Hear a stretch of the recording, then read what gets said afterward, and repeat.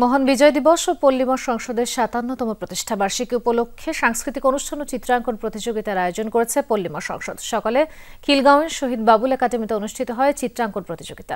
পরিবেশ দূষণ ও বাংলাদেশ বিষয়ে চিত্রাঙ্কন করে প্রতিযোগীরা। এতে ৩টি বিভাগে অংশ নেন বেশ কয়েকটি শিক্ষা প্রতিষ্ঠানের প্রায় ১৫০ শতাধিক শিক্ষার্থী। ক বিভাগে ৪ থেকে ৬ বছর, খ বিভাগে ৭ থেকে ৯ বছর এবং গ বিভাগে ১০ থেকে ১২ বছরের শিশুরা অংশ নেন। রং তুলি আঁচড়ে কেউ ফুটিয়ে তুলছেন বায়ু দূষণ, কেউ বা শব্দ দূষণের চিত্র। আয়োজকরা বলছেন, পরিবেশ নিয়ে শিশুদের মাঝে সচেতনতা তৈরি করাই এই আয়োজনের লক্ষ্য। এর আগে বিজয় দিবস উপলক্ষে সাংস্কৃতিক অনুষ্ঠানে অংশ নেন শিক্ষার্থীরা। দেশাত্মবোধক গান আর নৃত্যের তালে স্মরণ করেন মুক্তিযুদ্ধের বীর শহীদদের আত্মত্যাগ।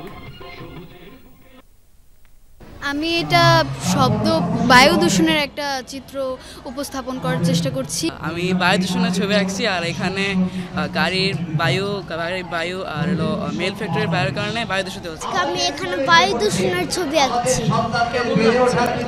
খুব ভালো লাগছে। আমি বাংলাদেশের ছবি আঁকছি।